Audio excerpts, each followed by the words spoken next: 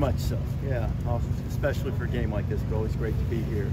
And, you know, it feels like there's a little bit of history in the making. I've said it this way, they signed Kalen to a contract. He won over the team. He's certainly the boss inside the building. But to college football at large, he becomes the head coach at Alabama tomorrow night. And I think some kind of grand stage for these two powerhouses, kind of a great thing to be a part of for us. What are some things that you think will be challenges for both teams to be able to win tomorrow? What would you be looking for in terms of offense and defensive plays? Explosive plays for both. Neither of these defenses have given up any. I think how people define explosive plays differently, but basically, I think Georgia's given up 2 all year, and Alabama's given up 3. Georgia hasn't allowed a touchdown yet, and Alabama's routinely scored touchdowns from 50 yards out. So I think whoever can get those chunk plays to help their drives along, and maybe whoever can stop them or limit them, that's a really big deal in this game in my judgment. And Georgia is still looking for players to provide those. They have guys who are capable, for sure. I mean, it's not like just because Lab McConkey and Brock Bowers are gone that they suddenly just have a bunch of intramural guys running around out there. They've got dudes. It's just a matter of they haven't necessarily made as many. They made some. They haven't made as many big plays as you might expect. Who do you think this is the bigger game for? I know you just mentioned King on the board, but what about Sturt and Smart? Do you feel like there's more pressure since Saban's gone now against the board? I think that's part of it, not just because it's DeBoer, because the thing that people shouldn't underestimate, this is not Kalen DeBoer's first rodeo. It might be at Alabama. The guy coached in the national championship game last year. He's 12-2 against ranked opponents. He knows what he's doing, and he knows how to handle a big game. I was at the Washington-Oregon game last year. I know people in the South might not believe it. That was a big-time field. That was an electric environment with a lot of pressure, and he knows how to navigate those games, so he'll be fine. That said, there is a transition, any way you want to look at it. And I think because of the transition, it does put a little more pressure on Georgia. They are the established power. Their systems are in place.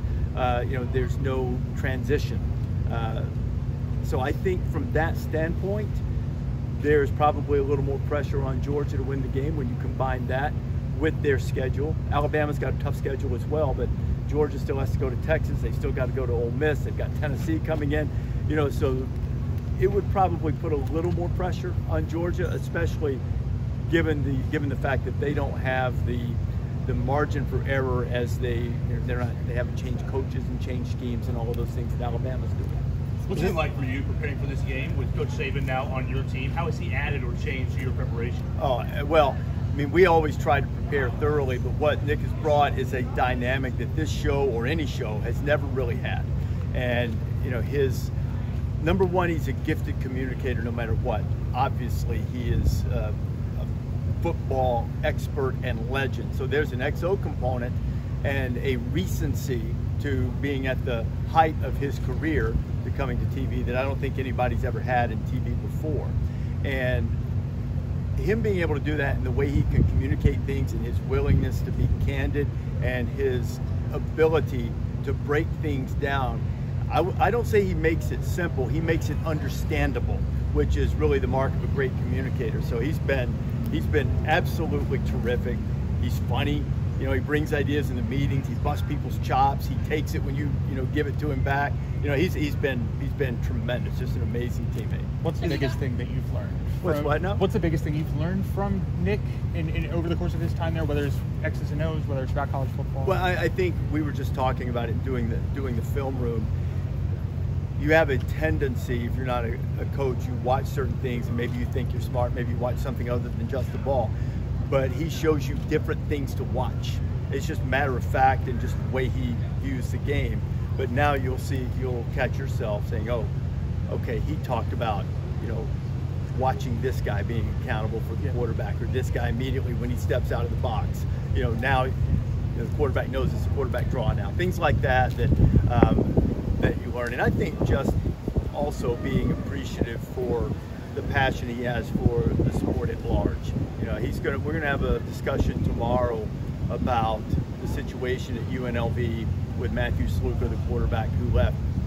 And based on what we've all talked about earlier, it's going to take a broader context than just a guy leaving his team. It's like, what are we going to do in college football to kind of take care of this? And he's been so involved in all of that. I mean, you learn a lot about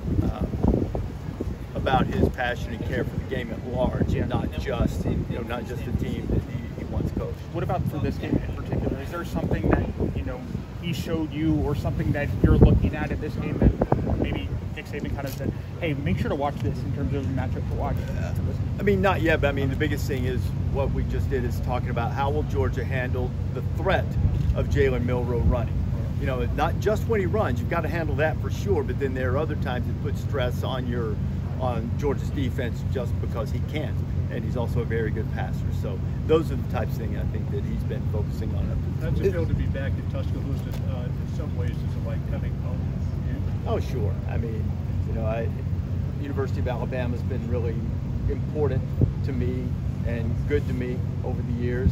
And when you come back, there are a lot of memories. You see a lot of friends, and people are kind enough to want to come down to the show. And I'm excited to see some people that you don't get to see regularly. So it's always fun to come back to a place that feels like home. Is this one of the more unique marquee matchups that you've covered, and just in terms of lack of maybe household names? I know there's a few of them, but it seems like there's less so than maybe a normal top 5 matchup. I'm not sure I agree with your premise. I mean, I think college football fans, Milroe and Beck were already big deals. I think, Malachi Starks from Georgia is a guy who was a highly recruited guy. He's pretty well known. So I think this is a great matchup because it's a rivalry that's sort of born of excellence. Because growing up, in the state and following Alabama football, Auburn and Georgia were rivals. They played every year. Alabama and Georgia didn't play every year. But since the time Nick arrived, really a few times before that, stakes are always pretty high, when they play, it seems. So, I don't know. I think it's big because of the excellence that the two have exhibited over the last several years, but I don't know that I look at it as some mystery in terms of, people knowing the players or anything, if I didn't misunderstand your question. Have you gotten a chance to talk to Coach Saban about who he might be picking tomorrow? I don't ever ask him that because, he should just pick who he thinks is going to win. And I know that sounds cliche and trite, but I really think that's important for all of our analysts. If he were just going for, either the response to the crowd, either pick Alabama. If he's going for the big overall, I'm going to call this like I see it, even if he doesn't think that, picking Georgia would be the way to go. So you can't win on that either way. So you might as well just say what you think. And I'm confident he'll do that. He hasn't hesitated to do that in any facet of his life for the entire time I've known him. So I imagine he'll just say who he thinks is going to win. Can you give us let the chips fall where they may. Can you give us any hint of who the guest picker will be? Julie? Not yet? Have we announced it yet? Not yet. We announced in 2 hours. 2 hours.